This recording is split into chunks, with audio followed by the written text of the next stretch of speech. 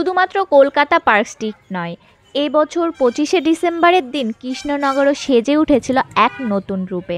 আজকে আমি যাচ্ছি কৃষ্ণনগর ক্যাথেড্রাল চার্চে। এটি কৃষ্ণনগরের সবথেকে বড়, সুন্দর এবং শান্তিপূর্ণ চার্চ। প্রতি বছর ক্রিসমাসের দিন চার্চের চারপাশে বাগান সমত সম্পূর্ণ জায়গাটি আলো দিয়ে সুন্দরভাবে সাজানো হয়। এই দিনটি কাটাতে অনেকেই তাদের পরিবার, পরিজন এবং বন্ধুবান্ধব নিয়ে এখানে আসেন।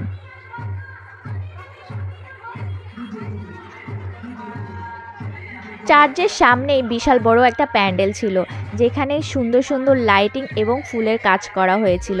এই প্যান্ডেলে যিশু জন্মগ্রহণের পরে কিছু একটা দৃশ্য এখানে তুলে ধরা হয়েছে। আসলে 25শে ডিসেম্বর তারিখে যিশু খ্রিস্টের জন্মদিন উপলক্ষে এই উৎসব পালিত হয়। এই দিনটি যিশু খ্রিস্টের প্রকৃত জন্মদিন কিনা তা জানা যায়নি। আদিম যুগের খ্রিস্টানদের বিশ্বাস অনুসারে এই তারিখটির ঠিক 9 মাস পূর্বেই মেরির গর্ভে প্রবেশ করেন যিশু।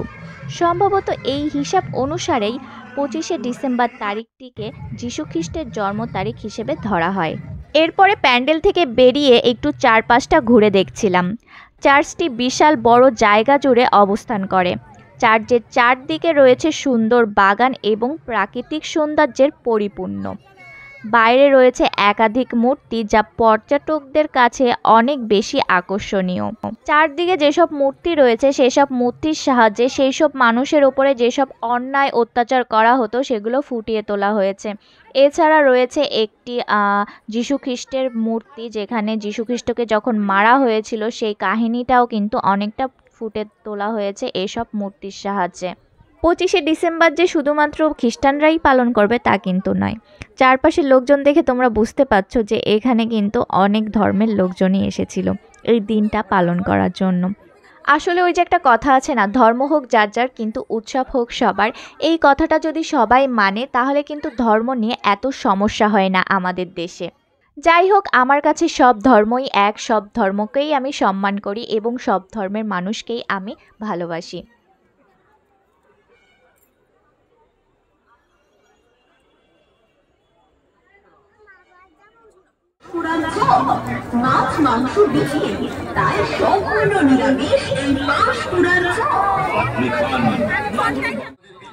এরপরে আমি গেলাম মেন চার্চের ভেতরে। চার্চের ভেতরটা সম্পূর্ণ শ্বেত পাথরের তৈরি এবং বাইরের নানা রকম ছবি আঁকা। তাছাড়া রয়েছে নানা রকম শ্বেত পাথরের তৈরি মূর্তি। 1886 সালে কৃষ্ণনগর চার্চটি একটি ধর্মপ্রদেশে পরিণত হয়। পরবর্তী প্রায় 600 বছর ধরে এই চার্চটি স্বক্ষেত্রে গুরুত্বপূর্ণ হয়ে ওঠে।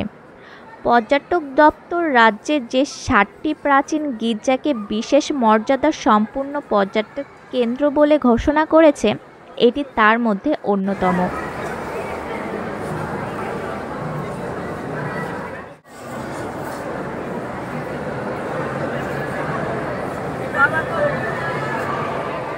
এরপরে আমি আবার মেলার ভেতরে চলে আসলাম। মেলাটা কিন্তু অনেক বড় ছিল। মেন রাস্তা থেকে শুরু করে চার্চ পর্যন্ত এই মেলাটা। এছাড়া রাস্তার অপোজিট সাইডেও কিন্তু বড়দিনের মেলা চলছে, যে মেলা 24 ডিসেম্বর থেকে 2 জানুয়ারি পর্যন্ত চলবে। অলরেডি কিন্তু তার ভিডিও আমার চ্যানেলে রয়েছে, তোমরা চাইলে দেখে নিতে পারো। আর ডেসক্রিপশন বক্সে তো লিঙ্ক দেয়াই থাকবে।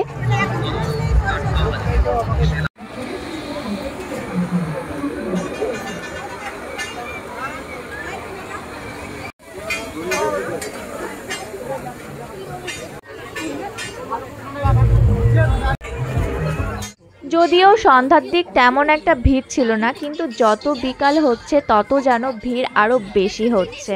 মেলাতে যদি তোমরা কেনাকাটি করতে চাও তাহলে দুপুরের টাইমটাই কিন্তু বেস্ট টাইম, কারণ কি সেই সময় পুরো মেলাটাই প্রায় ফাঁকা থাকে, তো তুমি দেখে শুনে ভালো করে কিনতে পারবে।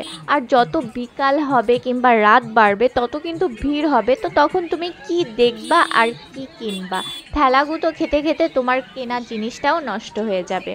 আর আমি কিন্তু এই মেলায় এসে কেনাকাটি করতে প্রচণ্ড ভালোবাসি, কারণ আমি যা দেখি আমার তাই পছন্দ হয়ে যায়। কোনো জিনিস যদি আমার নাও লাগে তাও আমার পছন্দ হয়ে যায় আর আমি সেটা কিনে ফেলি। আর তোমরাও যদি আমার মতন মেলাতে কেনাকাটি করতে পছন্দ করো তাহলে অবশ্যই কোনো না কোনো মেয়ের সাথে মেলাতে যাবে, কারণ কি ছেলেরা খুব ব্যস্ত দেখায়, ওদের অত টাইম থাকে না আর ওরা অত কেনাকাটি করতেও পছন্দ করে না, তাই ওদের সাথে যেয়ে কোনো লাভ নেই। অবশ্যই মেয়েদের সাথে যাবে, দেখবে অনেক কিছু কিনতে পারবে আর মন খুলে কিনতে পারবে। এখানে অনেক সুন্দর সুন্দর মাটির পুতুল ছিল, যেখান থেকে আমি যীশু খ্রিস্টের একটা প্রতিমা নিলাম। এটা হয়তোবা ক্রুশ নাকি একটা বলে। তো আমার এই জিনিসটা খুব ভালো লাগে, আমি একটা পজিটিভ ফিল পাই এটাকে। এরপরে আমি আবার চার্চের ভিতরে গেলাম। দেখো কত ভিড়, মানে কেনাকাটি করতে করতে এত ভিড় হয়ে গেছে। তো এটা হলো চার্চের প্রার্থনাগার, যেখানে যে তুমি চাইলে বসে প্রার্থনাও করতে পারবে।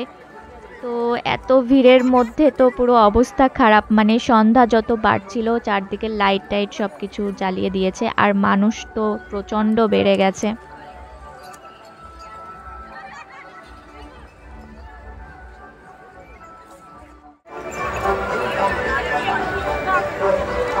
খ্রিস্টানদের এই প্রার্থনা সঙ্গীত শুনতে আমার খুব ভালো লাগে, কিন্তু 25শে ডিসেম্বর এরা কোনো সঙ্গীত গায় না। যাই হোক, আমার খুব ইচ্ছা একদিন এসে এই প্রার্থনা সঙ্গীত শোনার। যাই হোক, চলো তোমাদের এবার প্রার্থনাগারের ভেতরটা ঘুরে দেখাই।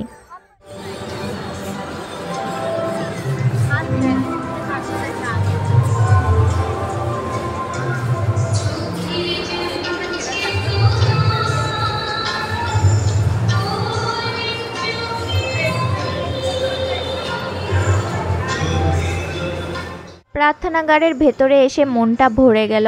আমি এই ফার্স্ট টাইম এখানে আসলাম, কারণ কি এর আগে আমি যতবার চার্চে এসেছি এটা বন্ধ ছিল। ধর্মীয় বিভিন্ন স্থানে যে আমি ফিল করতে পারি যে কিছু একটা আছে, ঠিক তেমন আমি কৃষ্ণনগর এই চার্চে এসেও কিছু একটা ফিল করতে পারি যে কিছু একটা আছে। আমি জানি না আমার কেন এত ভালো লাগে আর আমি এত ফিল করি এই জায়গাটা, আমি বলে বোঝাতে পারবো না তোমাদের। এরপরে প্রার্থনাগার থেকে বাইরে আসলাম আর এখানে অনেক সুন্দর লাইট জ্বালানো হয়েছে, কারণ কি রাত হয়ে গেছে। তারপর একটু ফটোশ্যুট করে নিলাম।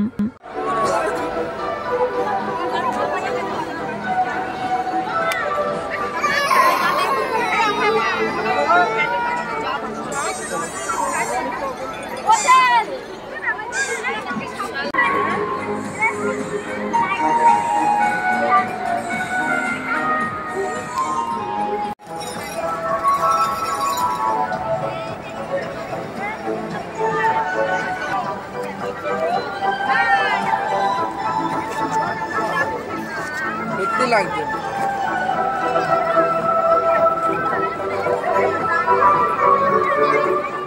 যত রাত বাড়ছে তত আরও বেশি সুন্দর লাগছে লাইটিংয়ের জন্য এই চার্চটিকে। যদিও লাইটিং ছাড়াও চার্চটি দেখতে কিন্তু অনেক সুন্দর।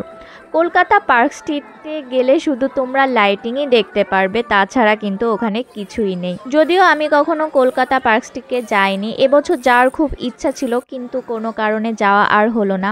তবুও আমার মনে হয় যে ওখান থেকে তোমরা একবার এখানে ঘুরে যেতে পারো, এখানে তোমাদের বেশি ভালো লাগবে। দেখো যত রাত বাড়ছে মানুষ একদম ভিড়, মানে চারদিকে শুধু মানুষ আর মানুষ। আমার ভিডিও করতে এত প্রবলেম হচ্ছিল কি আর বলবো। এখন বুঝতে পারছিলাম না যে এই মানুষ ঠেলে আমি বাড়ি কিভাবে যাব। দেখ, সো গাইস, আজকের ভিডিওটা তোমাদের কেমন লাগলো অবশ্যই কিন্তু কমেন্টে জানাবে। আর যদি ভালো লেগে থাকে তাহলে একটা লাইক আর শেয়ার করে দিও। তাহলে আজকের মতন এই পর্যন্ত। যদি এই ভিড়ের মধ্যে ঠেলে গুজে বেঁচে বাড়ি ফিরতে পারি তাহলে আবার দেখা হবে নতুন ভিডিওতে। Bye bye.